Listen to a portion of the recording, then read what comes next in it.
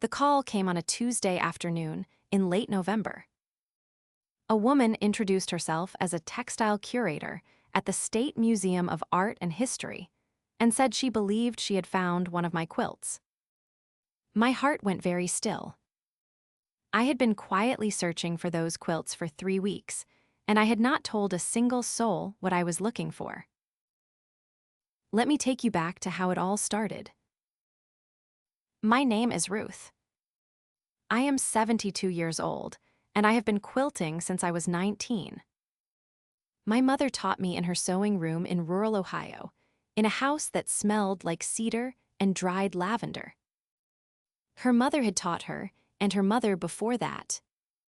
We kept the patterns in a soft brown notebook that lived in the top drawer of the sewing cabinet, and every stitch was a kind of conversation with someone who came before you.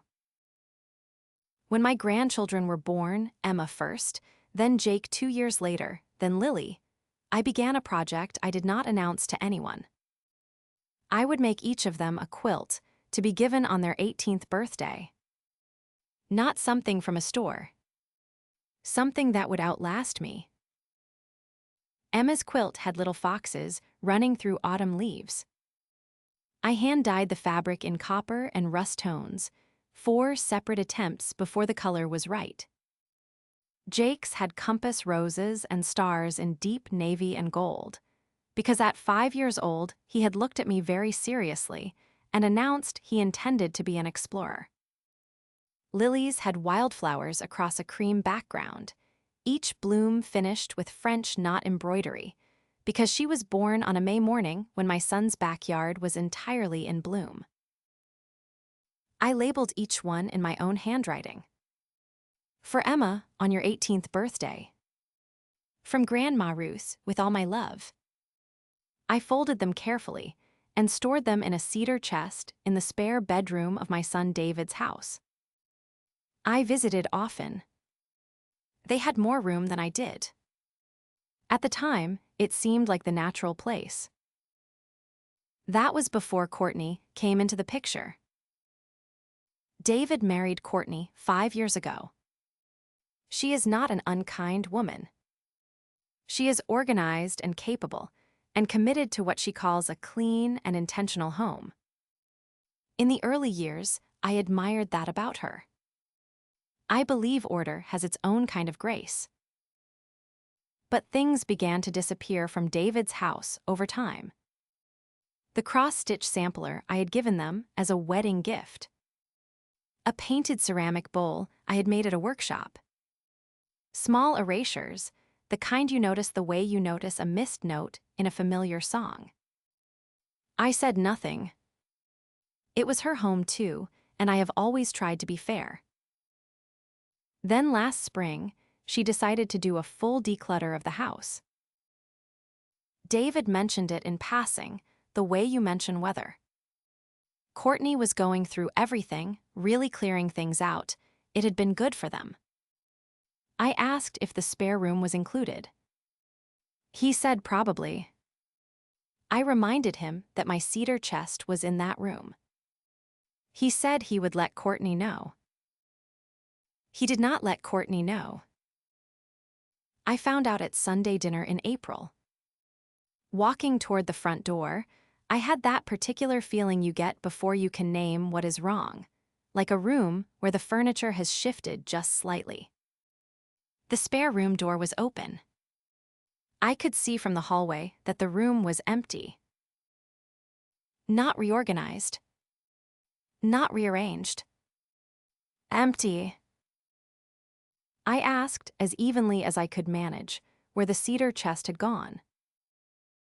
Courtney was at the kitchen island, tossing salad without looking up.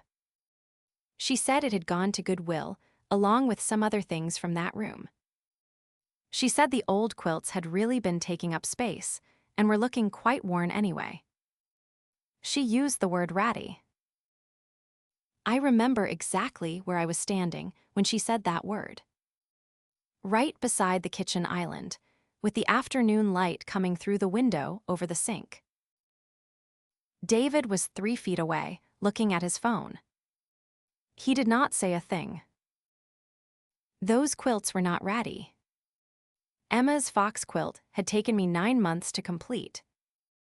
The hand dyeing alone required 4 attempts. Jake's compass quilt used a 19th century English paper piecing technique. I had spent 6 months learning from library books and correspondence with a guild in Vermont. Lily's wildflower quilt had more than 300 individually embroidered blooms. They were not old rags. They were years of my life, folded carefully and labeled with love for 3 children who had no idea they even existed. I drove home that night with my hands perfectly steady on the wheel. That steadiness worried me a little. I have found over the years that the things which hurt most tend to arrive quietly. What I found when I started making calls the next morning set everything in motion. I called the Goodwill location Monday. The woman who answered was kind and sorry. Textiles moved very quickly, she said. She could not trace specific items. She wished me luck. I thanked her, hung up, and sat back down at my kitchen table. I am not a woman who shouts. I have learned over 72 years that anger burns fast and changes very little. What endures is decision. I sat there and thought carefully about what I truly wanted. I wanted those quilts. And if I could not recover them, I wanted my grandchildren to know someday what had almost been lost. I decided to look for the quilts myself. I made a list of every thrift store within 60 miles of David's neighborhood. 19 locations. I organized them by distance and began visiting on Saturdays, working outward. I brought photographs on my phone, pictures taken years ago when each quilt was finished and spread out in the morning light across my bed. I described the quilts to every employee and volunteer who would listen. Most nodded politely and said they would keep an eye out. At the 3rd shop I visited, a woman named Frances stopped me mid-description. She was a retired schoolteacher with silver earrings, shaped like birds, and the careful stillness of someone who truly hears you. She took my number and said she would pass my description along to others she knew. I left that shop feeling less alone than I had in weeks. 3 weeks passed. I found nothing. I kept going. Then the phone rang on a Tuesday afternoon. Doctor. Patricia Moss was the textiles curator at the State Museum of Art and History. She spoke carefully, the way people do when they are not sure whether their news will be welcome or crushing. She said she had acquired, through an auction house that sourced from regional thrift donations, a piece of American folk quilting she believed was exceptional. A fox quilt. Hand-dyed copper and rust fabric. 19th century, paper piecing on the border. She had found a label sewn inside. For Emma, on your 18th birthday. From Grandma Ruth, with all my love. She wanted to speak with Grandma Ruth. I pressed my palm flat against the kitchen table to feel something solid. Doctor. Moss came to my home the following Thursday. She spread photographs across my table.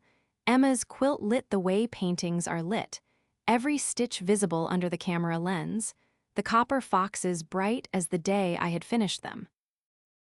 She asked about my process, my training, my other work. She asked if I had more quilts like this one. I told her about Jake's and Lily's. I told her where they had gone and why. She was quiet for a moment. Then she said she had colleagues, contacts at auction houses, people who knew the regional thrift donation network. She believed she could help find the others. And then she said, very quietly, that work like mine deserved to be seen. She meant an exhibition. My name. My story. My quilts on museum walls. I told her I needed a moment to sit with that. I called David that evening. Not in anger. I told him everything in order, the way you tell a story, from the empty room to the curator sitting at my kitchen table with photographs spread before us. I did not raise my voice once. He was quiet for a long time. He said he had not understood how significant the quilts were. I told him gently that I had mentioned the cedar chest to him by name twice, and that the label on each quilt explained exactly what it was and who it was for. He said he should have checked. He said it without deflecting, and I respected him for that. I told him what I needed. Emma, Jake, and Lily deserved to know what had happened. Not to punish Courtney, and I said that clearly. But those grandchildren were going to turn 18 someday, and I was not willing to let that happen without them knowing that their grandmother had spent a year of her life making something just for them. He agreed. Doctor. Moss's contacts located Jake's compass quilt at a shop 2 counties over. Frances had passed my description through her volunteer network, and someone recognized it from the photograph. Lily's wildflower quilt came through the auction house, still in its original wrapping. Only Emma's quilt was already with Dr. Moss. Emma was 16 when she came to the museum with her mother to hold it.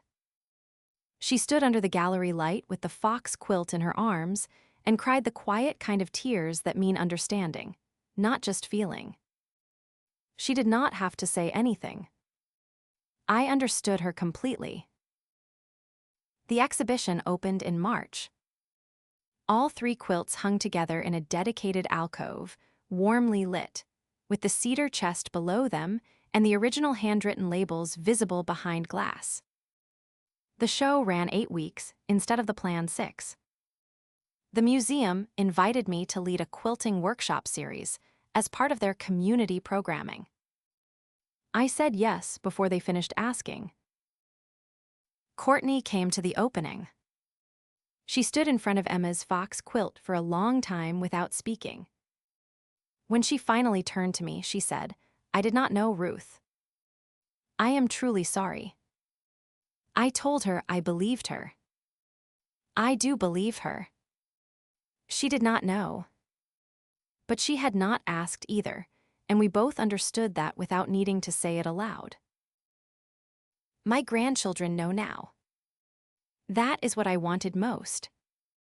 Emma has started learning to quilt. She is impatient and enthusiastic, which is exactly how I started at 19. The patience comes later. It gets stitched into you slowly, one lesson at a time.